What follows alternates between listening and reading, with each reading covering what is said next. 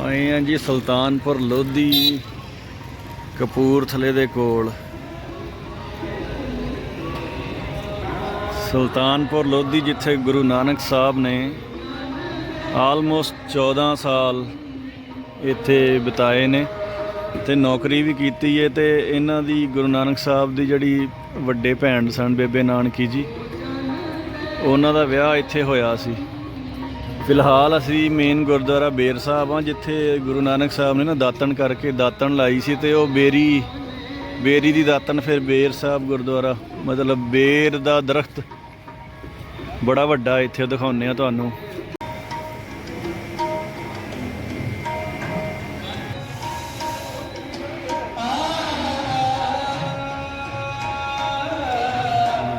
ਬੇਰ ਸਾਹਿਬ ਸਰੋਵਰ ਤੇ ਪਵਿੱਤਰ ਬੇਰੀ ਇੱਧਰ ਹਨ। ਅੱਗੇ ਕਾਲੀ ਵੇਈ ਨਦੀ ਵੀ ਹੈ, ਜਿਹਨੂੰ ਸੰਤ ਬਾਬਾ ਸੀਚੇਵਾਲ ਸਾਹਿਬ ਨੇ ਸਾਫ਼ ਕਰਤਾ ਸੀ, ਸਫਾਈ ਕਰਤੀ ਸੀ, ਉਹ ਵੀ ਦਿਖਾਵਾਂਗੇ। ਇਹ ਹੈ ਜੀ ਗੁਰਦੁਆਰਾ ਬੇਰ ਸਾਹਿਬ, ਪਹਿਲੀ ਪਾਤਸ਼ਾਹੀ ਗੁਰੂ ਨਾਨਕ ਸਾਹਿਬ ਦੀ ਯਾਦ 'ਚ ਗੁਰਦੁਆਰਾ ਬੇਰ ਸਾਹਿਬ ਦੀ ਇਤਿਹਾਸਕ ਇਮਾਰਤ। ਇਹ ਵੀ ਮਹਾਰਾਜਾ ਪਟਿਆਲਾ ਨੇ ਹੀ ਬਣਾਈ ਸੀਗੀ, ਸੇਵਾ ਕਰਾਈ ਸੀ ਇੱਥੇ। ਤੇ ਇਹ ਹੈਗੀ ਹੈ ਜੀ ਪਵਿੱਤਰ ਬੇਰੀ, ਜੋ ਕਿ ਪਹਿਲੇ ਪਾਤਸ਼ਾਹ ਗੁਰੂ ਨਾਨਕ ਸਾਹਿਬ ਨੇ ਦਾਤਣ ਕਰਕੇ ਇੱਥੇ ਬੀਜ ਦਿੱਤੀ, ਲਾਦ ਦਿੱਤੀ ਤੇ ਉਸ ਤੋਂ ਬਾਅਦ ਫਿਰ ਇਹ ਬੇਰੀ ਦਾ ਦਰਖਤ ਉੱਗ ਗਿਆ। ਗੁਰੂ ਨਾਨਕ ਸਾਹਿਬ ਦਾ ਲਾਇਆ ਹੋਇਆ ਬੇਰੀ, ਇਹਦੇ ਛੋਟੇ ਛੋਟੇ ਫਲ ਵੀ ਲੱਗੇ ਨੇ ਤੇ ਬੂਰ ਵੀ ਪਿਆ ਹੋਇਆ ਹੈ ਜੀ। ਇਹ ਇਤਿਹਾਸਕ ਬੇਰੀ ਹੈ ਤੇ ਇਹ ਗੁਰਦੁਆਰਾ ਬੇਰ ਸਾਹਿਬ ਸੁਲਤਾਨਪੁਰ ਲੋਧੀ ਦੀ ਇਮਾਰਤ। ਇਹ ਸੁਲਤਾਨਪੁਰ ਲੋਧੀ ਉਹੀ ਜਗ੍ਹਾ ਜਿੱਥੇ ਗੁਰੂ ਨਾਨਕ ਸਾਹਿਬ ਨੇ ਤਕਰੀਬਨ 14 ਸਾਲ ਇੱਥੇ ਰਹੇ। ਇੱਥੇ ਮੋਦੀ ਖਾਨੇ 'ਚ ਨੌਕਰੀ ਕੀਤੀ ਤੇ ਉਸ ਤੋਂ ਬਾਅਦ ਫਿਰ ਆਪਣਾ ਗੁਰੂ ਨਾਨਕ ਸਾਹਿਬ ਦਾ ਵਿਆਹ ਵੀ ਇੱਥੇ ਹੀ ਹੋਇਆ ਸੀ। ਬਰਾਤ ਜੋ ਹੈ ਬਟਾਲੇ ਗਈ, ਗੁਰਦੁਆਰਾ ਕੰਧ ਸਾਹਿਬ ਉਹ ਇੱਥੋਂ ਹੀ ਗਈ ਸੀਗੀ। ਤੇ ਇੱਥੇ 8 ਗੁਰਦੁਆਰੇ ਨੇ, ਇਤਿਹਾਸਕ ਗੁਰਦੁਆਰੇ। ਤੇ ਪੁਰਾਣਾ ਬੇਬੇ ਨਾਨਕੀ ਜੀ ਦਾ ਘਰ ਵੀ ਇੱਥੇ ਹੀ ਹੈ, ਸੁਲਤਾਨਪੁਰ ਲੋਧੀ। ਵੇਖੋ ਕਿੰਨੀ ਆਲੀਸ਼ਾਨ ਇਮਾਰਤ ਹੈ। ਆਉਂਦਿਆਂ ਹੋਇਆ ਰਾਹ ਤੇ ਸਾਨੂੰ ਮਤਲਬ ਪਟਿਆਲੇ ਤੋਂ ਸਿਰਫ ਨਕੋਦਰ ਤੱਕ ਹੀ ਠੀਕ ਰਾਹ ਮਿਲਿਆ। ਉਸ ਤੋਂ ਬਾਅਦ ਤੇ ਫਿਰ ਵਿੱਚ ਰਾਹ, ਔਰ ਗੂਗਲ ਮੈਪ ਨੇ ਸਾਨੂੰ ਰਾਹ ਵੀ ਥੋੜ੍ਹਾ ਜਿਹਾ ਭਟਕਾ ਦਿੱਤਾ। ਅਸੀਂ ਨਕੋਦਰ ਬਾਜ਼ਾਰ ਦੇ ਵਿੱਚ ਕਾਫੀ ਦੇਰ ਤੱਕ ਭਟਕਦੇ ਰਹੇ ਤੇ ਫਾਈਨਲੀ ਚਲੋ ਪਹੁੰਚ ਹੀ ਗਏ। 11 ਵਜੇ ਦੇ ਤੁਰੇ, ਅਸੀਂ 3 ਵਜੇ ਪਹੁੰਚੇ ਹਾਂ। ਅੱਧਾ ਘੰਟਾ ਸਾਡਾ ਉੱਥੇ ਬਾਜ਼ਾਰ ਦੇ ਵਿੱਚ ਵੇਸਟ ਹੋ ਗਿਆ। ਭੋਰਾ ਸਾਹਿਬ ਤੇ ਬੇਰੀ ਸਾਹਿਬ, ਇਹ ਉਹੀ ਇਤਿਹਾਸਕ ਬੇਰੀ ਹੈ ਗੁਰੂ ਨਾਨਕ ਸਾਹਿਬ ਦੀ ਲਾਈ।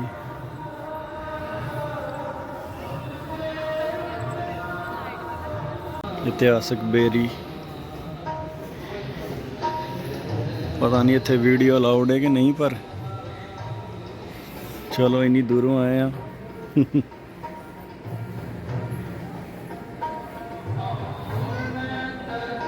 ਇਹ ਉਹ ਇਤਿਹਾਸਕ ਬੇਰ।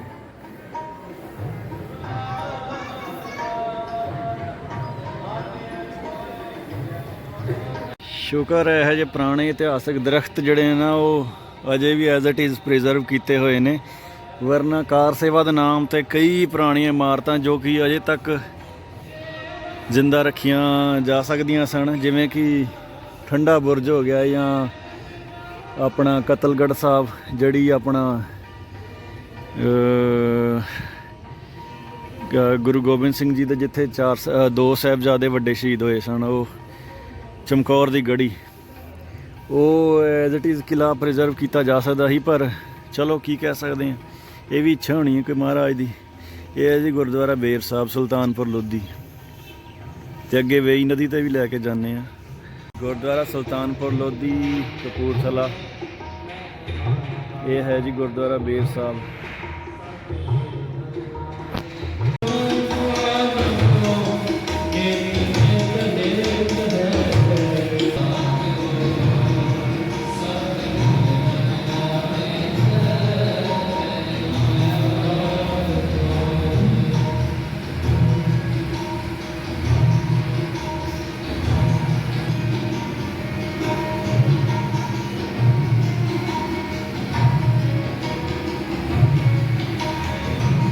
ਇਸ ਨੂੰ ਪੌਜ਼ ਕਰਕੇ ਤੁਸੀਂ ਪੜ੍ਹ ਲਓ। ਅੱਛਾ ਇਹ ਪਿਲਕਣ ਹੈ ਹਾਂਜੀ, ਤੇ ਵਿੱਚ ਖਜੂਰ ਲੱਗਾ ਹੈ। ਹਾਂਜੀ ਇਹਦੇ ਵਿੱਚੋਂ ਉੱਗਿਆ ਖਜੂਰ। ਹਾਂਜੀ। ਇਹ ਜਿਹੜਾ ਕਿ ਨਹੀਂ ਬਾਬੇ ਨਾਨਕ ਦਾ ਜਦੋਂ ਪੁਰਾਣਾ ਕਮਰਾ ਸੀ ਇੱਥੇ ਹਾਂਜੀ ਲੰਗਰ ਹਾਲ ਦਾ, ਅੱਛਾ ਜੀ ਅੱਛਾ ਟਾਈਮ ਦਾ ਵਾ। ਅੱਛਾ ਇਹ ਗੁਰੂ ਨਾਨਕ ਸਾਹਿਬ ਦਾ ਜਦੋਂ ਪੁਰਾਣਾ ਇੱਥੇ ਲੰਗਰ ਹਾਲ ਸੀ ਉਦੋਂ ਦਾ ਇਹ ਖਜੂਰ। ਉਹਦਾ ਇਹ ਤੇ ਹਾਂ ਇਹ ਦਰਖਤ ਵੱਡਾ ਦਰਖਤ ਕੀ ਬੋੜ ਹੈ ਕਿਹੜਾ ਹੈ? ਪਿਲਕਣਾ ਪਿਲਕਣ ਅੱਛਾ ਜਿਹਨੂੰ ਪਿਲਕਣ ਕਹਿੰਦੇ ਆ। ਪਿਲਕਣ ਅੱਛਾ ਇਹ ਕਾਫੀ ਸਾਲ ਪੁਰਾਣਾ ਹੋਣਾ ਹੈ ਨਾ। ਚਿਰ ਪੁਰਾਣਾ ਵਾ ਠੀਕ ਹੈ ਠੀਕ। ਆਪਣੇ ਤੋਂ ਵੀ ਕਿਤੇ ਜ਼ਿਆਦਾ ਪੁਰਾਣਾ। ਉਹ ਤੇ ਹੁਣ ਹੀ ਆਹੋ ਖੈਰ ਵਿੱਚ ਖਜੂਰਾਂ ਲੱਗੀਆਂ ਨੇ। ਇੱਕ ਖਜੂਰ ਟੁੱਟ ਗਈ ਇਹ ਦਰਖਤ ਵਿੱਚੋਂ ਨਿਕਲੀਆਂ ਨੇ ਉਹ ਵੇਖੋ ਜੀ। ਠੀਕ ਹੈ ਠੀਕ ਹੈ ਠੀਕ ਹੈ ਠੀਕ ਹੈ ਠੀਕ ਹੈ। ਉੱਧਰ ਪਰਲੇ ਬੰਨੇ ਬੇਰੀ ਸਾਹਿਬ ਆ ਬੇਰ ਸਾਹਿਬ ਦੇ ਦਰਸ਼ਨ ਤਾਂ ਕਰ ਲਏ ਨੇ ਔਰ ਭੋਰਾ ਸਾਹਿਬ ਦੇ ਵੀ ਕਰ ਲਏ ਨੇ ਜੋ ਥੱਲੇ ਮੋਈ ਤੇ ਜਾਣਾ ਤੇ ਇੱਥੋਂ ਥੱਲੇ ਚੱਲ ਜਾਓ, ਉੱਥੋਂ ਨਾਲ ਹੀ ਗੇਟ ਆ। ਅੱਛਾ ਵੇਈ ਨਦੀ ਦੇ ਅੱਗੇ ਵੀ ਗੇਟ। ਹਾਂਜੀ ਆ ਨਾਲ ਹੀ ਆ ਬਿਲਕੁਲ। ਅਸੀਂ ਸੋਚਦੇ ਹਾਂ ਵੀ ਬਾਹਰੋਂ ਗੱਡੀ ਲੈ ਕੇ ਜਾਈਏ। ਇੱਧਰ ਚੱਲ ਜਾਓ ਤੁਸੀਂ, ਇੱਥੋਂ ਦਰਸ਼ਨ ਮੇਲਾ ਕਰ ਲਓ ਭਾਵੇਂ ਸਾਹਮਣੇ। ਠੀਕ ਹੈ ਜੀ ਠੀਕ ਹੈ ਮਿਹਰਬਾਨੀ ਮਿਹਰਬਾਨੀ। ਗੁਰਦੁਆਰਾ ਸਾਹਿਬ ਦੀ ਬੈਕ ਸਾਈਡ ਏ ਛਬੀਲ ਵਾਲੇ ਪਾਸੇ ਵੇਈ ਨਦੀ। ਇਹ ਵੈਸੇ ਕਾਫੀ ਲੰਬੀ ਅੱਗੇ ਪਰ ਗੁਰਦੁਆਰਾ ਸਾਹਿਬ ਦੀ ਬੈਕ ਸਾਈਡ ਇਹੀ ਹੈ। ਇੱਥੇ ਹੀ ਗੁਰੂ ਸਾਹਿਬ ਉਹ ਕਰਦੇ ਸਨ ਆਪਣਾ ਸਵੇਰੇ ਇਸ਼ਨਾਨ ਪਾਣੀ, ਤਾਂ ਹੀ ਤਾਂ ਦਾਤਨ ਕਰਕੇ ਦਾਤਨ ਲਾਈ ਇੱਥੇ। ਇਹ ਕਰਕੇ ਪੌਜ਼ ਕਰਕੇ ਪੜ੍ਹ ਲਿਓ ਹਿਸਟਰੀ। 14 ਸਾਲ 9 ਮਹੀਨੇ ਦਾ 13 ਦਿਨ ਸੁਲਤਾਨਪੁਰ ਲੋਧੀ ਦੀ ਧਰਤੀ ਤੇ ਬਤੀਤ ਕੀਤੇ ਸਨ। ਵੇਈ ਨਦੀ ਉੱਪਰ ਇਸ਼ਨਾਨ ਕਰਕੇ ਵੇਈ ਕਿਨਾਰੇ ਬੈਠ ਪ੍ਰਭੂ ਦੀ ਭਗਤੀ ਵਿੱਚ ਲੀਨ ਰਹਿੰਦੇ ਸਨ। ਇੱਕ ਦਿਨ ਉਹਨਾਂ ਨੇ ਵੇਈ ਵਿੱਚ ਡੁੱਬੀ ਮਾਰੀ ਤੇ 3 ਦਿਨ ਅਲੋਪ ਰਹਿਣ ਉਪਰੰਤ ਗੁਰੂ ਸਾਹਿਬ ਨੇ ਸਮੰਤ 1564 ਯਾਨੀ ਕਿ 1507 ਈਸਵੀ ਪੂਰਨਮਾਸ਼ੀ ਵਾਲੇ ਦਿਨ ਚੜ੍ਹਦੇ ਪਾਸੇ ਵੇਈ ਵਿੱਚੋਂ ਮੁੜ ਪ੍ਰਗਟ ਹੋ ਗਏ ਹਨ। 3 ਦਿਨ ਬਾਅਦ ਉਹਨਾਂ ਨੇ ਫਿਰ ਇੱਥੇ ਹੀ ਮੂਲ ਮੰਤਰ ਜੋ ਹੈ ਨਾ ਸਿੱਖੀਜ਼ਮ ਦਾ ਪਹਿਲੀ ਗੁਰੂ ਗ੍ਰੰਥ ਸਾਹਿਬ ਦੀ ਪਹਿਲੀ ਲਾਈਨ ਔਰ ਪਹਿਲਾ ਹੀ ਮੰਤਰ ਏਕ ਓਂਕਾਰ ਸਤਿਨਾਮ ਕਰਤਾ ਪੁਰਖ ਨਿਰਭਉ ਨਿਰਵੈਰ ਅਕਾਲ ਮੂਰਤ ਅਜੂਨੀ ਸੈਭੰ ਗੁਰ ਪ੍ਰਸਾਦ। ਇਹ ਕਹਿੰਦੇ ਨੇ ਗੁਰੂ ਸਾਹਿਬ ਨੇ ਅਕਾਲ ਪੁਰਖ ਜੋ ਪਰਮਾਤਮਾ ਸਨ ਉਹਨਾਂ ਨੇ ਇਹ ਬਖਸ਼ਿਆ ਸੀ ਮੂਲ ਮੰਤਰ। ਵੇਈ ਨਦੀ ਰਿਵਰ ਫਰੰਟ।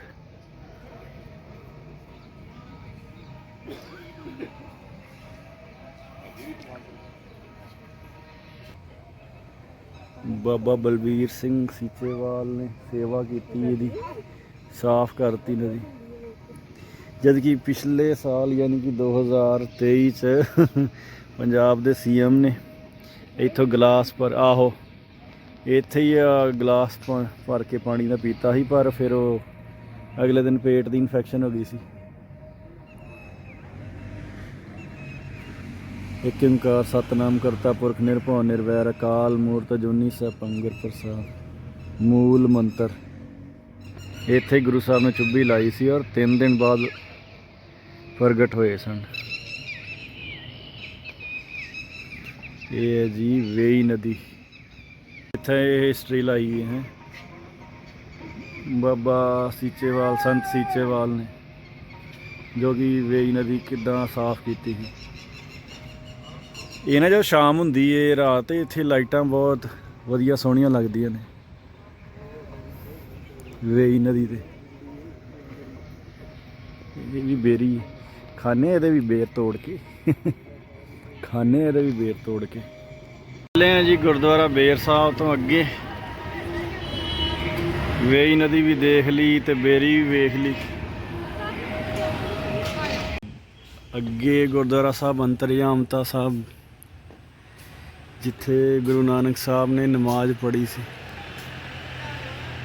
ਮੁਸਲਿਮ ਲੋਕਾਂ ਨੇ ਪੁੱਛਿਆ ਸੀ ਵੀ ਤੁਸੀਂ ਹਿੰਦੂਆਂ ਦੇ ਹੋ ਜਾਂ ਮੁਸਲਮਾਨਾਂ ਦੇ, ਤੇ ਗੁਰੂ ਸਾਹਿਬ ਕਹਿੰਦੇ ਅਸੀਂ ਸਭ ਦੇ ਸਾਂਝੇ ਹਾਂ। ਕਹਿੰਦੇ ਜੀ ਇਹ ਸਭ ਦੇ ਸਾਂਝੇ ਹੋ ਤੇ ਫਿਰ ਸਾਡੇ ਨਾਲ ਬਹਿ ਕੇ ਇੱਥੇ ਨਮਾਜ਼ ਪੜ੍ਹੋ। ਕਾਜੀ ਮਲਾਣੇ ਗੁਰੂ ਜੀ ਨੂੰ ਕਹਿਣ ਲੱਗੇ ਕਿ ਤੁਸੀਂ ਆਖਦੇ ਹੋ ਕਿ ਨਾ ਕੋ ਹਿੰਦੂ ਨਾ ਮੁਸਲਮਾਨ, ਸਭ ਨੂੰ ਬਰਾਬਰ ਕਹਿੰਦੇ ਹੋ, ਤਾਂ ਚਲੋ ਸਾਡੇ ਨਾਲ ਨਮਾਜ਼ ਗੁਜ਼ਾਰੋ। ਤਾਂ ਗੁਰੂ ਜੀ ਉਹਨਾਂ ਨੂੰ ਮਸੀਤ ਵਿੱਚ ਆਏ, ਨਮਾਜ਼ ਕਰਕੇ ਕਾਜੀ ਕਹਿੰਦਾ ਤੁਸੀਂ ਨਮਾਜ਼ ਕਿਉਂ ਨਹੀਂ ਪੜ੍ਹੀ? ਤਾਂ ਗੁਰੂ ਜੀ ਕਹਿਣ ਲੱਗੇ ਕਿ ਤੁਹਾਡਾ ਮਨ ਤਾਂ ਛਵ ਜੰਮੀ ਵਛੇਰੀ ਦੀ ਰਾਖੀ ਕਰ ਰਿਹਾ, ਯਾਨੀ ਕਿ ਤੁਸੀਂ ਵੀ ਨਹੀਂ ਨਮਾਜ਼ ਪੜ੍ਹ ਰਹੇ ਹੋ। ਨਮਾਜ਼ ਤਾਂ ਤੁਸੀਂ ਵੀ ਨਹੀਂ ਪੜ੍ਹ ਰਹੇ ਹੋ, ਤੁਹਾਡਾ ਸਿਰਫ ਮੂੰਹ ਤੋਂ ਹੀ ਰੱਟਦੇ ਪਏ ਸੋ, ਮਨ ਤੇ ਤੁਹਾਡਾ ਹੋਰ ਪਾਸੇ ਸੀ ਕਿ ਤੁਹਾਡੀ ਨਵੀਂ ਜੰਮੀ ਵਛੇਰੀ ਜਿਹੜੀ ਵੱਛੀ ਹੈ ਉਹ ਖੂਹ 'ਚ ਨਾ ਡਿੱਗ ਜੇ ਕਿਤੇ ਘਰ ਦੇ ਵਿੱਚ। ਤੇ ਨਵਾਬ ਦੌਲਤ ਖਾਨ ਦਾ ਮਨ ਤਾਂ ਕਾਬਲ ਦੀ ਧਰਤੀ 'ਤੇ ਸੋਹਣੇ ਘੋੜੇ ਖਰੀਦਦਾ ਪਿਆ ਸੀ।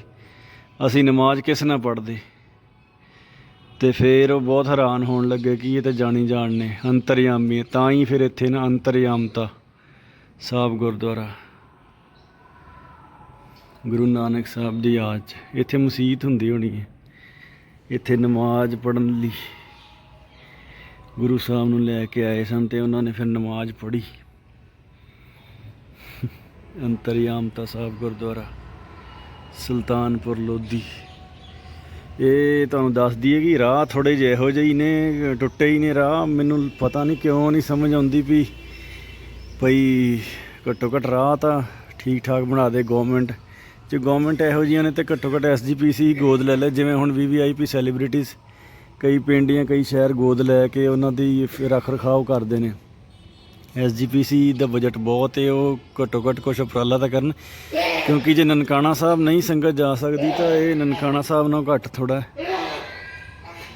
ਸੁਲਤਾਨਪੁਰ ਲੋਧੀ ਇੰਨੇ ਇਤਿਹਾਸਕ ਗੁਰਦੁਆਰੇ, ਇਤਿਹਾਸਕ ਯਾਦਾਂ ਪਈਆਂ ਨੇ ਇੱਥੇ ਇਸ ਸ਼ਹਿਰ ਦੇ ਵਿੱਚ। ਪਰ ਬਹੁਤ ਰਾਹ ਵੀ ਖਰਾਬ ਸਨ, ਭੀੜ ਵੀ ਬੜੀ ਸੀ ਔਰ ਕੋਈ ਇੰਤਜ਼ਾਮ ਨਹੀਂ ਸੀ, ਨਾ ਹੀ ਬੋਰਡ ਲੱਗੇ ਨੇ। ਬੋਰਡ ਤਾਂ ਤੁਸੀਂ ਛੱਡੋ, ਵੀ ਦੂਜੇ ਸ਼ਹਿਰਾਂ ਤੋਂ ਇੱਥੇ ਆਉਂਦਿਆਂ ਮਸਾਂ ਲੱਭ ਕੇ ਆਏ। ਗੂਗਲ ਜਿਹੜਾ ਮੈਪ ਹੈ ਉਹ ਵੀ ਧੋਖਾ ਦਿੰਦਾ ਰਿਹਾ ਸਾਨੂੰ। ਪੁਰਾਣਾ ਸ਼ਹਿਰ ਸੁਲਤਾਨਪੁਰ ਲੋਧੀ, ਕਿਲ੍ਹਾ ਵੀ ਸੀ ਇੱਥੇ ਨੇੜੇ ਤੇ ਉਹ ਹੁਣ ਕੰਸਟਰਕਸ਼ਨ ਉਹਦੀ ਤੋੜ ਭੰਨ ਕਰਦੇ ਪਏ ਨੇ। ਇਹ ਹੈਗਾ ਜੀ ਗੁਰਦੁਆਰਾ ਹੱਟ ਸਾਹਿਬ। ਇੱਥੇ ਕਦੀ ਨਵਾਬ ਦਾ ਮੋਦੀ ਖਾਨਾ ਹੁੰਦਾ ਸੀ ਤੇ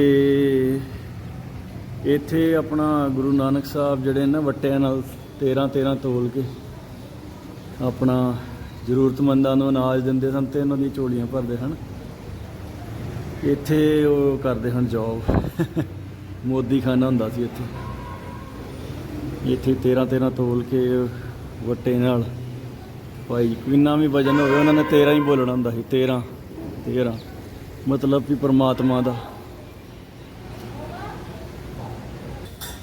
ਉਸ ਤੋਂ ਬਾਅਦ ਕਿਸੇ ਨੇ ਸ਼ਰਾਰਤ ਕਰ ਆਪਣਾ ਸ਼ਿਕਾਇਤ ਕਰ ਦਿੱਤੀ ਤੇ ਸ਼ਿਕਾਇਤ ਕਰਨ ਤੋਂ ਬਾਅਦ ਫਿਰ ਉਹ 3 ਵਾਰ ਸ਼ਾਇਦ ਉਹ ਦੱਸਦੇ ਨੇ ਵੀ 3 ਵਾਰ ਨਾ ਉਹਨਾਂ ਨੇ ਜਾਂਚ ਕਰਵਾਈ, ਮਗਰ ਜੋ ਅਨਾਜ ਜੋ ਉਹਨਾਂ ਦਾ ਉਹ ਆਪਣਾ ਖਜ਼ਾਨਾ ਸੀਗਾ ਉਹ ਜ਼ਿਆਦਾ ਹੀ ਹੁੰਦਾ ਸੀ, ਵੱਧ ਹੀ ਹੁੰਦਾ ਸੀ।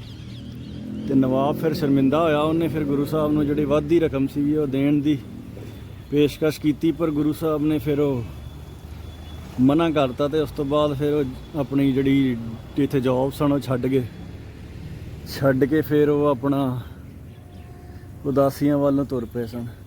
ਇਹ ਹੈਗਾ ਜੀ ਗੁਰਦੁਆਰਾ ਹੱਟ ਸਾਹਿਬ ਸੁਲਤਾਨਪੁਰ ਲੋਧੀ। ਇਮਾਰਤ ਦੀ ਕਾਰ ਸੇਵਾ ਇੱਧਰ ਵੀ ਚੱਲਦੀ ਪਈ ਹੈ, ਰਿਹਾਇਸ਼ੀ ਸ਼ਾਇਦ। ਇਹ ਫਿਰ ਸ਼ਹਿਰ ਨੂੰ ਹੁਣ ਪਤਾ ਨਹੀਂ ਕਦੋਂ ਕੁ ਅੱਗੇ ਇਹਨੂੰ ਕੰਸਟਰਕਸ਼ਨ ਕਰਨਗੇ ਹੋਰ।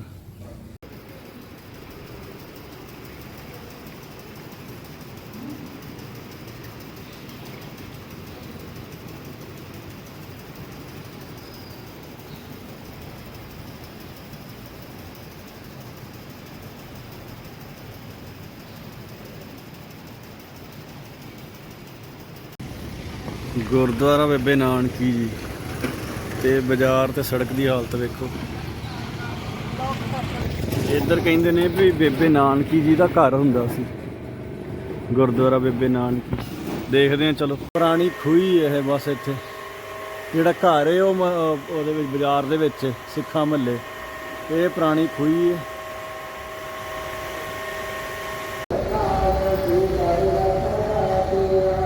ਚਲੋ ਜੀ ਰਹਿਰਾਸ ਸਾਹਿਬ ਦਾ ਟਾਈਮ ਹੋ ਗਿਆ। ਜਲੰਧਰ ਤੋਂ ਮਖੂ ਹੈ।